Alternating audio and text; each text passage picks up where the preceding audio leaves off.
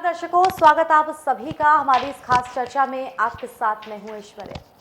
एक सभ्य समाज के लिए बहुत ज़्यादा ज़रूरी होता है कि वहाँ के लोग भय मुक्त हों, अपराधों से मुक्त हों। तरह तरह के अपराध, हत्या, लूट, जनता को अपना जीवन व्यतीत करने का, अपराध मुक्त रहने का गारंटी मिले प्रशासन की तरफ से, पुलिस की तरफ से, सरकार की तरफ से, तभी वो समाज विकास कर सकता है। अब बात बाहुबलियों की कर लेते हैं। मुख्तार अंसारी, अतीक अहमद, धनंजय सिंह, ये सब नाम तो सुने ही होंगे आपने। सरकार बड़े बड़े बाहुबली डॉन पर कार्रवाई करने का दम भरती है। इस बात पे अपनी नीतियां बनाती हैं कि हम जीरो टॉलरेंस पे काम करते हैं, लेकिन दूसरी तरफ 25,000 का इनामी धनंजय सिंह गुपचुप तरीके से उसे कोर्ट से बेल मिल जाती है और लखनऊ पुलिस कमिश्नरेट को भनक तक नहीं लगती, वो कोई कार्रवाई नहीं करती। क्या कहा जाए इसे?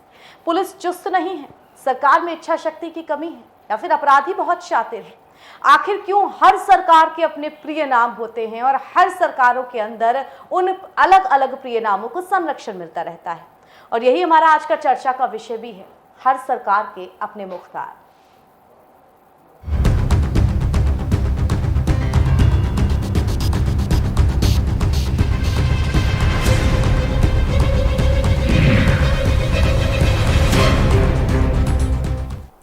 बड़ी विडंबना है कि आखिर राजधानी लखनऊ के भीड़ भाड़ वाले चौराहे पर एक शख्स की हत्या कर दी जाती है। हालांकि वो शख्स भी अपराधी ही था और उस हत्याकांड में प्रमुख तौर पर धनंजय सिंह का नाम सामने आता है। यहां तक कि एक डॉक्टर कलमबद्ध तरीके से अपनी गवाही भी पेश करता है, बयान भी देता है, मगर उसके बाद भी धनंजय सिंह पर कार्रवाई नहीं होती। पुलिस की तरफ से लंबे वक्त बाद मुस्तैदी दिखाते हुए 25,000 का इनाम घोषित किया जाता है, लेकिन अपराधी उससे भी ज्यादा शातिर, वो जाकर के कोर्ट में सरेंडर कर देता है। आखिर क्यों इस तरह की आंख मिचौली चलती है? आखिर क्यों जब सारे सबूत सामने हैं तो एक सख्त डिसीजन नहीं लिया जाता है? तो क्यों ना इस बात को कहा जाए कि कहीं ना कहीं से संरक्षण मिल रहा है, कोई ना कोई प्रिय बना हुआ है, तभी ये सारी जो वारदातें हैं ये चल रही हैं। चर्चा करेंगे इसी पर हम। हमारे साथ मेहमानों को एक पैनल जुड़ेगा, लेकिन उससे पहले आप सभी को एक छोटी सी विशेष रिपोर्ट दिखाते हैं।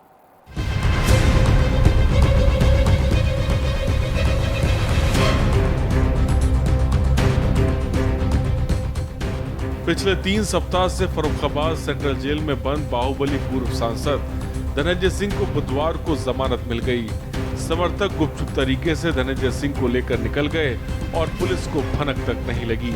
बता दें कि 5 मार्च को जौनपुर के 2017 के एक पुराने मामले में प्रयागराज के एमपी एमएलए स्पेशल कोर्ट में बेल बॉन्ड कैंसिल कराकर बाहुबली धनंजय सिंह नैनी सेंट्रल जेल पहुंचा था। पूर्व ब्लॉक प्रमुख अजीत सिंह की लखनऊ में हुई हत्या के मामले में नाम आने के बाद लखनऊ पुलिस सरगर्मी से उसकी तलाश कर रही थी और 25,000 का इनाम भी घोषित किया था। बीते 11 मार्च को धनंजय सिंह को नैनी जेल से सेंट्रल जेल फतेहगढ़ शिफ्ट किया गया और 20 दिन से सेंट्रल जेल की सलाखों के पीछे रहने के बाद कोर्ट ने उसे जमानत दे दी। लेकिन हैरानी की बात यह है कि धनंजय सिंह की रिहाई इतनी गुपचुप हुई कि पुलिस को पता नहीं लगा। और इससे भी ज्यादा हैरानी की बात यह है कि लखनऊ पुलिस ने 25 दिनों तक उसकी रिमांड लेने की ना तो कोशिश की और ना ही जेल प्रशासन से बात करके जानकारी ली कि धनंजय को जमानत कब मिलेगी, ताकि जेल से निकलते ही उसे हिरासत में लेकर पूछताछ की जा सके। अभी हमने चार्जशीट दाखिल इसलिए नहीं की थी, हमने इस केस में उनका भी वारंट नहीं बनवाया था और वारंट हमने इसलिए अभी नहीं बनवाया था कि हमारी तफ्तीश चल रही थी, हमारी इन्वेस्टिगेशन चल रही थी। आपने देखा होगा इस बीच में इसी केस के बहुत सारे अभियुक्त जैसो हमारे यहाँ आए थे, पकड़ के आए थे, गिरफ्तार हुए थे या सरेंडर हुए थे। उनका बार बार हम लोग रिमांड ले रहे थे, उनसे पूछताछ कर रहे थे। तो सारे रिमांड लेके सारा पूछताछ करके हम लोग सारे केस के इन्वेस्टिगेशन पूरा कर रहे थे और एविडेंसेस कलेक्ट कर रहे थे। एविडेंसेस कलेक्ट करके हम लोग इनका वारंट लेने वाले थे और वो हम अभी भी करेंगे। मान लीजिए जेल से रिहा हो गए हैं तो हम गिरफ्तारी करेंगे, गिरफ्तारी नहीं कर पाएंगे तो कुर्की करेंगे, फिर इनके खिलाफ अपनी पूरी कार्रवाई करेंगे। हमारी कार्रवाई में कहीं कोई कमी नहीं रहेगी। 1 साल से ज्यादा का वक्त बीत चुका है राजधानी लखनऊ को पुलिस कमिश्नरेट बने हुए। कमिश्नरेट बनाने के पीछे मुख्य वजह ये बताई गई थी कि अपराधों पर लगाम लगाई जा सकेगी। अलग अलग अपराधों के लिए जो तमाम फॉर्मेलिटीज़ होती हैं, जिनको करने में लंबा वक्त लग जाता है, वो सारी चीज़ें मिनटों में हो जाएंगी। छोटे अधिकारियों के हाथ में भी पावर बढ़ जाएगी। इन शॉर्ट अपराधों पर लगाम लगेगी। जो सुरक्षा व्यवस्था है वो चुस्त तरीके से चलेगी। लेकिन यहाँ पर धनंजय सिंह के लिए क्या करीब करीब 1 महीने का वक्त कम पड़ गया लखनऊ पुलिस कमिश्नरेट के पास कि 25,000 का इनाम जिसके ऊपर घोषित किया जाए। कुछ सबूतों के आधार पर ही इनाम घोषित किए गए होंगे, लेकिन उसके बाद वो तमाम सबूत जुटाने में जिसके बेसिस पे चार्जशीट दाखिल की जाए, क्या इतना वक्त कम पड़ गया कि धनंजय सिंह गुपचुप तरीके से दूसरे केस में जेल से रिहा हो जाते हैं और उसके बाद लखनऊ पुलिस कमिश्नरेट कोई कार्रवाई नहीं करती, दोबारा रिमांड पे लेने की बात भी नहीं करती जिससे पूछताछ की जा सके। तो आइए बिना देर किए चर्चा की शुरुआत करते हैं और जो मेहमान हमारे साथ जुड़ गए हैं सबसे पहले हम उनका परिचय आपसे करा देते हैं। हमारे साथ प्रभात त्रिपाठी जी जुड़े हुए हैं, वरिष्ठ पत्रकार हैं। प्रभात सर, बहुत स्वागत आपका हमारी इस चर्चा में। हमारे साथ ओपी सागर सर जुड़े हुए हैं, पूर्व IPS हैं। बहुत स्वागत ओपी सर आपका हमारे साथ इस चर्चा में जुड़ने के लिए। प्रभात सर, शुरुआत आपके साथ करनी चाहूंगी। धनंजय सिंह का केस सुर्खियों में तो तब आया जब अजीत सिंह हत्याकांड हुआ। कोई छोटा मोटा नहीं, राजधानी लखनऊ है, 75 जिलों की एक राजधानी जिसका भीड़ भाड़ वाला चौराहा, वो भी शाम के वक्त जब भीड़ और ज्यादा होती है, खुलेआम एक अपराधी की हत्या कर दी जाती है। यहाँ पर साफ तौर पे नाम आता है, डॉक्टर भी बयान देता है, इतने सारे सबूत हो जाते हैं, लेकिन उसके बावजूद भी कोई पकड़ने की कार्रवाई नहीं होती है। और दूसरी तरफ अपराधी इतना शातिर कि इनाम घोषित होने के अगले दिन ही सरेंडर कर देता है, भले वो दूसरे केस में हो, और अब आसानी से बेल बॉन्ड पर रिहा भी हो जाता है। और हमारी पुलिस जहां से कार्रवाई शुरू की थी गोल घूम करके उसी बिंदु पर रह जाती है। आखिर ऐसा क्यों? देखिए ऐश्वर्या जी, ये बहुत ही मतलब जो धनंजय सिंह के मामले में देखने में आया, ये कहीं ना कहीं सरकार के लिए बहुत बड़ा एक प्रश्न है। जब योगी सरकार आई थी और जीरो टॉलरेंस और अपराध मुक्त प्रदेश बनाने की बात कही गई थी, उसके बाद जितने भी लगातार इनकाउंटर्स हुए, अब वो तुम्हारे अपराधी, ये हमारे अपराधी, जाति और धर्म के आधार पर देख के अपराधियों का एक सिलेक्शन होता है। मैं आज इस बात को कहूंगा और धनंजय सिंह का पूरा आपके सामने चिट्ठा खोलूंगा। आखिर ये धनंजय सिंह बाहुबली, जिसके ऊपर 25,000 का इनाम था, इसके ऊपर जबकि इनाम 2-3 लाख रुपए का होना चाहिए, लेकिन इनाम भी यहां देख के रखा जाता है किस अपराधी के हमें मकान गिराने हैं, किस अपराधी पे क्या कार्रवाई करनी है। धनंजय सिंह का नाम अजीत सिंह हत्याकांड में सीधे सीधे आ रहा था और मैं स्पष्ट कहूंगा IG STF उन्होंने गिरधारी का इनकाउंटर कर दिया। गिरधारी के इनकाउंटर के बाद जितने सबूत थे, जितने सफेद पोशों के नाम उजागर होने चाहिए थे, वो सब दफन हो गए बिल्कुल उसके इनकाउंटर पे। और ना उस इनकाउंटर की आज तक जांच हुई कि आखिर ये इनकाउंटर किस तरीके से कर दिया गया। और उस अपराधी वो भी था, लेकिन उस अपराधी को मारने के बाद, उसका इनकाउंटर करने के बाद सारे सबूत जितने भी थे, डॉक्टर ने जो भी विटनेस दिए थे और कई लोगों के नाम इसमें खुल रहे थे, और वो पूरा एक मामला एक दफन कर दिया गया। पंचम तल से सरकार, योगी जी कहते हैं कि हम अपराधियों को अपराध मुक्त प्रदेश बनाना चाहते हैं। उन्होंने कई इनकाउंटर्स किए, कई लोगों के, मुख्तार के और अतीक के, यहां तक कि जमींदोज कर दिए गए बड़े बड़े मॉल, बड़े बड़े घर और सारी चीजें, और बड़े नाटकीय ढंग से धनंजय सिंह को का वहां आश्रम होता है और धनंजय सिंह को अभियोजन पक्ष कमजोर करने के, जो अभियोजन जो दाखिल किया जाता है, पुलिस जब कस्टडी रिमांड मांगती है तो सबूत ऐसे कमजोर कर दिए जाते हैं कि जज साहब को भी जमानत देने में कोई दिक्कत नहीं होती है, और ये पूरा प्री प्लान्ड होता है। पंचम तल से एक अधिकारी का फोन जाता है, सरकार का पूरा एक छत्र राज्य पूरा जिसे कहेंगे बर्दाश्त है धनंजय सिंह को। धनंजय सिंह एक सांसद के रूप में जब दिल्ली में उन्होंने, उनकी पत्नी ने एक नौकरानी की हत्या कर दी थी, उसमें भी वो इन्वॉल्व है। और धनंजय सिंह छोटा मोटा अपराधी नहीं है, धनंजय सिंह बहुत बड़ा अपराधी है। अगर आप मुख्तार के पीछे पड़े हैं, मुख्तार को अगर आप मुख्तार की सारी प्रॉपर्टी आप नष्ट कर रहे हैं और आप एक तरफ ये दिखाना चाहते हैं, सरकार दिखाना चाह रही है, और जो अभी तक 4 साल में सरकार ने किया है कि अपराधियों को या तो उन्होंने ऊपर भेज दिया है या फिर उन्होंने जो अपराधियों की संपत्ति को जमींदोज कर दिया और उन्होंने ये कहा कि हम अपराधियों पे कड़ी कार्रवाई कर रहे हैं। आखिर धनंजय को जमानत मिल कैसे गई, ये सबसे बड़ा सवाल है, और बहुत बड़ा सवाल है, सबसे बड़ा सवाल है। और ये जमानत, और अगर एक पंचम तल से या एक मुख्यमंत्री के किसी अधिकारी के द्वारा, कृपा पात्र के द्वारा धनंजय छूट जाता है, तो पूरी प्रदेश की 23 करोड़ जनता आवाम ये पूछना चाहेगी, मुख्यमंत्री से स्वयं पूछना चाहेगी कि आखिर धनंजय जैसा दुर्दांत अपराधी शिक्षकों में क्यों नहीं है। क्योंकि उसका राजनीतिकरण है। एक मिनट में खत्म कर दूंगा, क्योंकि ये बाहुबली जो है जौनपुर के आसपास 4-5 जिलों में एक ऐसी अपनी पकड़ रखता है जो भाजपा के लिए एक फायदेमंद है। तो अगर वो ठाकुर है, आपने उसको बचा लिया, आपने उसकी देखिए नाटकीय ढंग से उसको समर्पण करा दिया, क्योंकि आप उसके कोई भी जिसे कहते हैं कि अगर वो अपराधी समर्पण नहीं कर रहा है तो आप उसकी कुर्की करेंगे, कुर्की निकालेंगे, उसका उसकी संपत्ति को नष्ट करेंगे। लेकिन धनंजय के संग ऐसा नहीं हुआ। धनंजय को नाटकीय ढंग से समर्पण कराया गया और नाटकीय ढंग से बेल दी गई। कुछ नाम प्रिय नाम क्यों बन जाते हैं। हमारे साथ इस चर्चा में ओपी सागर सर जुड़े हुए हैं। सर, आपका रिव्यू मैं इस बात पे जान लेती हूँ। वो अपराधी जिसके ऊपर 25,000 का इनाम घोषित किया जाता है, वो अपराधी जिसे लेकर के इतनी गहमा गहमी होती है कि तमाम पुलिस की टीम्स लगाई गई, संपत्तियों की जांच शुरू हो गई, प्रॉपर्टी सील होने की बात होने लगी, इनाम घोषित होने लगा और सडनली वो अपराधी फोकस आउट हो जाता है। आखिर क्यों? आखिर क्या वजह रही कि जो इतना ज्यादा फोकस में था वो सडनली डिफोकस हो गया?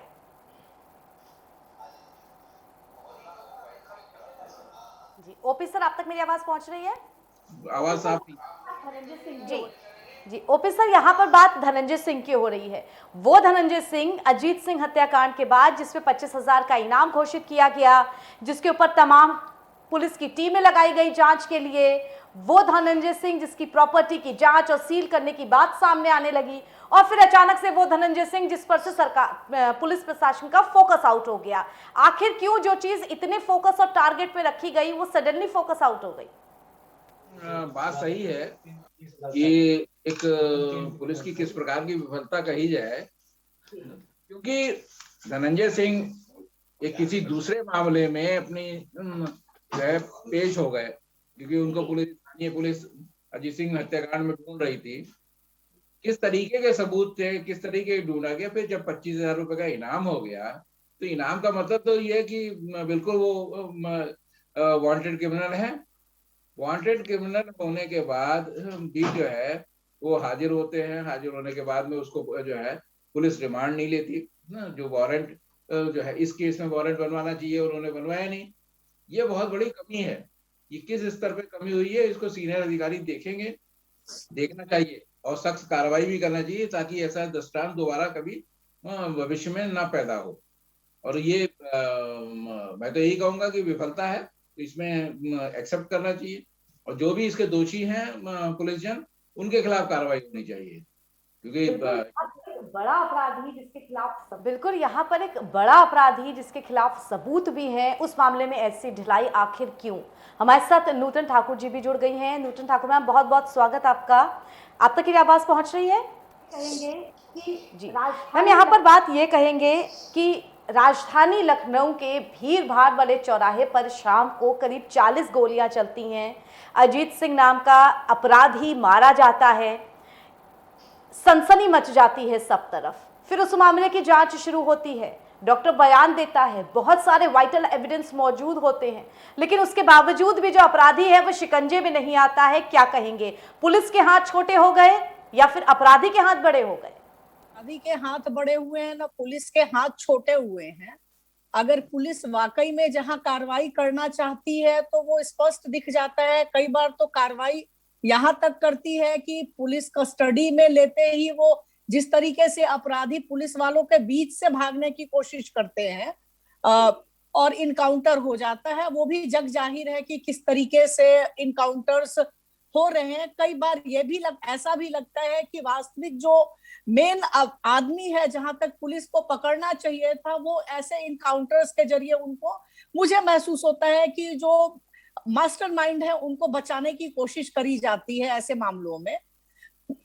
और ये मामला भी अभी चूंकि जो बात हो रही है धनंजय सिंह की, तो काफी जोर शोर से मीडिया में भी आया कि दबिश दी जा रही है, तलाश की जा रही है। जिस तरीके से वो सरेंडर हुए और उसके बाद अब जमानत भी अगर मिल गई है, तो ये अपने आप में पुलिस की कार्यप्रणाली पे सवाल खड़े करता है कि अगर कोई ऐसे एविडेंस नहीं थे तो इतना जोर शोर क्यों, और अगर इतने एविडेंस उनके खिलाफ थे तो फिर इतनी जल्दी जमानत कैसे हो गई और वो बाहर आ गए। और पुलिस ने कई और भी मामले हैं तो उस पर क्या एक्शन लिया। ये साफ मुझे लगता है कि अपराधियों में भी वो खांचे और खाने देख के ही कार्रवाई की बात दिखती है। जो ये प्रकरण सामने आ रहा है उससे मुझे तो ऐसा ही लगता है। बिल्कुल। दर्शकों, यहाँ एक छोटे से ब्रेक के लिए रुकते हैं, लेकिन सवाल हमारे वही रहेंगे, क्या पुलिस चुस्त नहीं है, क्या राजनीतिक इच्छा शक्ति की कमी है, या फिर अपराधी बहुत शातिर हैं जो इस तरह की घटनाएं सामने आ रही हैं। छोटा सा ब्रेक, जल्द लौटेंगे।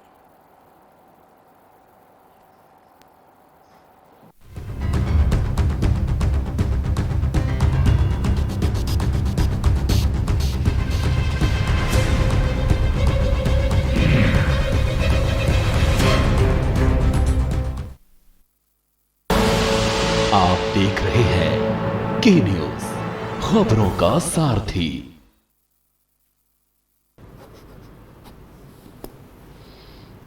नमस्कार।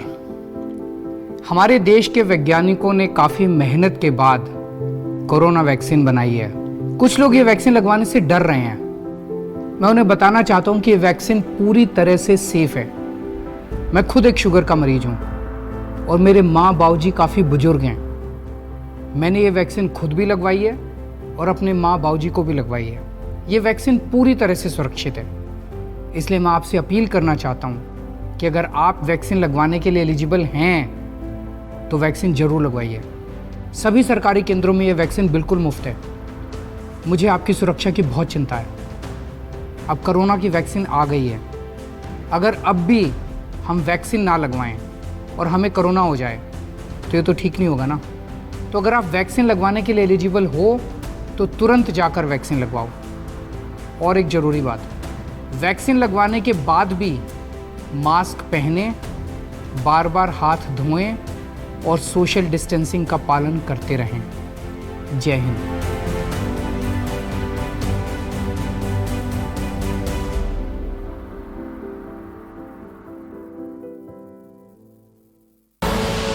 आप देख रहे हैं के न्यूज, खबरों का सारथी।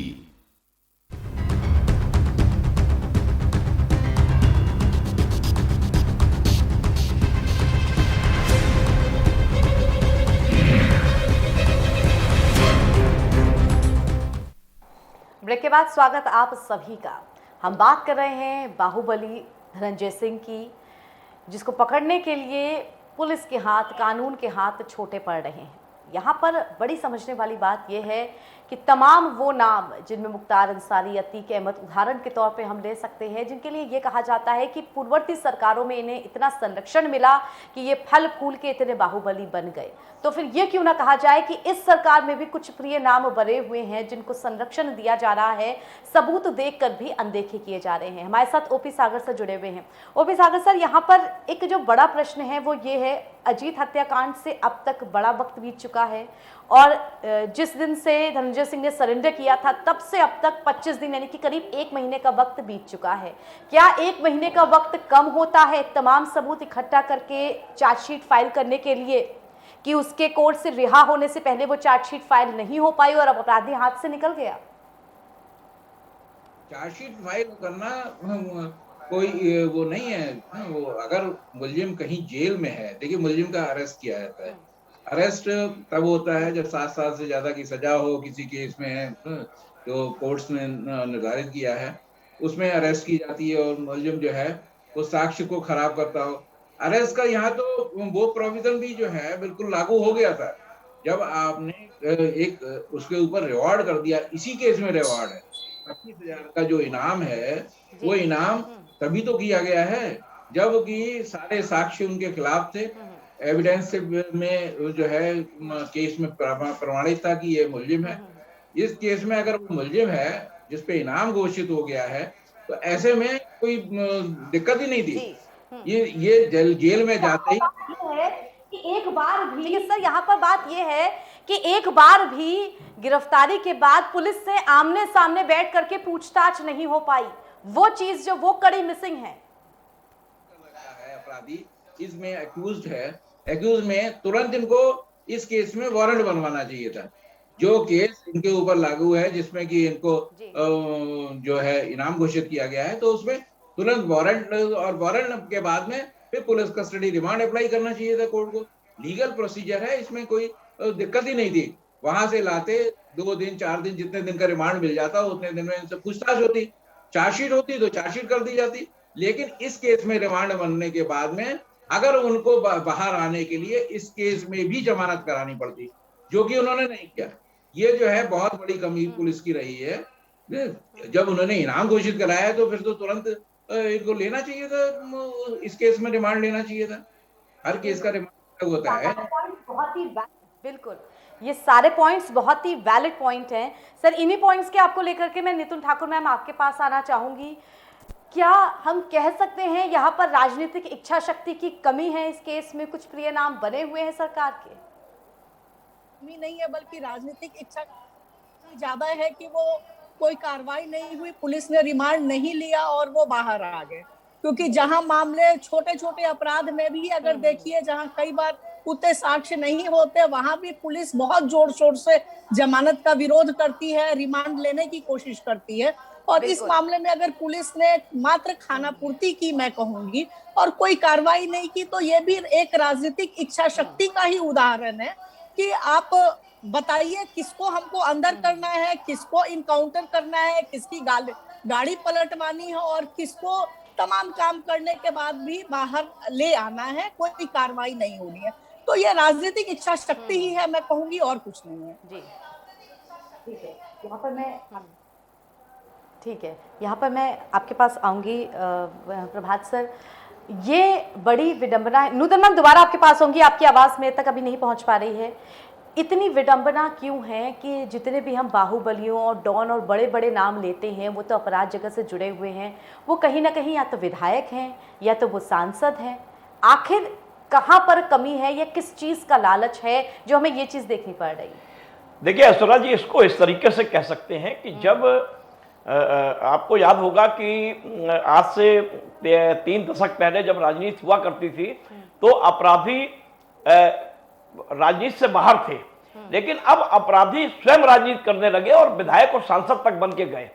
और जिस तरीके से देखिए आज धनंजय सिंह के मामले में सरकार की साख का सवाल है, साख पे बट्टा लग रहा है। मैं तो कहूंगा योगी सरकार के ऊपर प्रश्न खड़ा हो गया है कि जो सरकार ये कहती थी कि हमारे लिए अपराधी जो है अपराधी हैं, मैं कहता हूं कि आपके लिए पिक एंड चूज टाइप के अपराधी हैं, कि जो अपराधी आपको राजनीति में फायदा पहुंचाएंगे उनको आप अपने सर माथे पे बैठाएंगे। धनंजय सिंह का पूरा मामला, मैं कहता हूं गिरधारी का जो इनकाउंटर हुआ, एसटीएफ के आईजी ने जो इनकाउंटर किया जल्दबाजी में, आप उसको जिंदा पकड़ सकते थे, क्योंकि अगर आप पकड़ लेते तो सफेद पोशों के धनंजय का पूरा एक काला चिट्ठा और एक साम्राज्य खुल के सामने आता। और जिस तरीके से देखिए अपराधियों पे आपने जिस तरीके राजनीति और नौकरशाह और अपराधियों की जो गठजोड़ की बात करते थे मुख्यमंत्री कि हम इस गठजोड़ को तोड़ेंगे, वो गठजोड़ ना बिकरू कांड के बाद आज तक बिकरू कांड में कोई भी दोषी व्यक्ति अभी तक सजा नहीं प्राप्त कर पाया और जांच पे जांच चल रही है, किसी आदमी को सजा नहीं मिली। यहां तक कि आरोप लगा एक प्रमुख सचिव जो गृह है उनके ऊपर तक आरोप लगा और एक चिट्ठी वहां से कार्मिक विभाग से दिल्ली से आई है और कहीं ना कहीं जय वाजपेयी और उनका कनेक्शन प्राप्त हुआ, आपने उनको नहीं हटाया। तो सरकार की इच्छा शक्ति की जहां तक आपने बात की, ये पूरा राजनीतिक संरक्षण दिया जा रहा है धनंजय को और सरकार का पूरा संरक्षण दिया जा रहा है। इसमें सरकार को जवाब देना होगा, सरकार के उच्च अधिकारियों को। अगर ये संरक्षण नहीं है तो आखिर ये पुलिस ने उसकी केस डायरी को जिस तरीके से प्रस्तुत नहीं किया और रिमांड पे उसको नहीं लिया, अरे उसको रिमांड पे लेना चाहिए था, पूछताछ करनी चाहिए थी, कई चीजें खुलासा होता। और 25,000 का अपराधी, इस अपराधी के ऊपर कम से कम 2 लाख का इनाम होना चाहिए। आपने छोटे छोटे अपराधियों को 1-1, 1.5 लाख का इनाम घोषित करके आपने इनकाउंटर कर दिया उनका, आपकी वाहवाही हुई। लेकिन अब आप धनंजय के मामले पर क्या जवाब देंगे? सरकार को जवाब देना होगा। क्या आपका संरक्षण नहीं है? क्या उच्च अधिकारियों का फोन कॉल नहीं गया? क्या जमानत उसको कैसे मिल गई? ये जवाब देना होगा और सरकार को अपने चेहरे को स्पष्ट करना होगा। भारतीय जनता पार्टी कहती है हम चाल चरित चिंतन चेहरा हमारा एक सा है। अरे भाई, आप जीरो टॉलरेंस पे काम कर रहे हैं, आप अपराधियों को जड़ से मुक्त कर रहे हैं, आप मुख्तार पे कार्रवाई कर रहे हैं, आप अतीक पे कार्रवाई कर रहे हैं, लोग आपका स्वागत कर रहे हैं, दंगाइयों पे आप पैसा वसूली कर रहे हैं, उनकी प्रॉपर्टी जब्त कर रहे हैं, लेकिन आपका डबल स्टैंडर्ड, धनंजय को लेके आपका स्टैंडर्ड सामने खुल के आ गया कि कहीं ना कहीं धनंजय के ऊपर आपका कोई ऐसा जो वर्धस्त प्राप्त अधिकारियों का, तो आपको जो आप कार्रवाई कीजिए। देखिए किस अधिकारी ने फोन किया वहां पे, आखिर गिरधारी का एनकाउंटर पे अभी तक जांच नहीं हो रही है, जांच बंद हो गई है। और अजीत सिंह हत्याकांड पे जिस तरीके से बड़े बड़े लोगों के नाम खुल के सामने आने चाहिए थे, आज वही धनंजय जेल के बाहर आ गया है, सबूत मिटाएगा, सबूत खत्म करेगा। और जेल पे, और जिस तरीके से अब चुनाव का समय आ रहा, पंचायत चुनाव होने जा रहे हैं, कल को विधानसभा चुनाव है, तो अगर आपको चुनाव और अपनी सत्ता देखने के लिए, सत्ता में बने रहने के लिए 4-5 सीटों पे प्रभाव डालता है, उसको आप अपने साथ रखने के लिए अगर आपने ये अभयदान उसको दिया है तो ये बहुत आपको जवाब देना होगा, सरकार को जवाब देना होगा। यहाँ पर नूतन मैम आपके पास में आऊंगी अपने आखिरी प्रश्न को लेकर के, क्या गलत को सही साबित करने की कोशिश की जा रही है? जिस तरह मुख्तार अंसारी तमाम उसकी संपत्तियों को राजधानी लखनऊ के हजरतगंज इलाके में गिराया गया, प्रतीक अहमद की तमाम संपत्तियों को प्रयागराज में कुर्क किया गया, ये कह के कि वो बाहुबली बन गए, तमाम तरीके के अपराध में शामिल थे, तो यहाँ पर क्या है? धनंजय सिंह के केस में इतने वाइटल एविडेंस होने के बावजूद भी लापरवाह रवैया रखना, ये क्या है? व्यक्ति को देख के होती है, पॉलिटिकल विल के साथ होती है कि किस पे हमको कार्रवाई करनी है, हमको राजनीतिक रूप से कैसे लाभ मिलेगा, और किसको छोड़ना है उससे भी हमको कैसे राजनीतिक लाभ मिलेगा। जाति धर्म देख के कार्रवाई होती है। इसी प्रकरण में जो अभी अजीत सिंह हत्याकांड की बात आ रही थी, जिस तरीके से उसके बाद गिरधारी इनकाउंटर हुआ, वो भी मैं उसी कड़ी में देखती हूँ कि मुख्य जो मास्टरमाइंड था उसको कहीं ना कहीं बचाया गया। जो बोल सकता था, मुंह खोल सकता था, आपने उसको इनकाउंटर कर दिया, जबकि वो व्यक्ति आपके कस्टडी में ही था।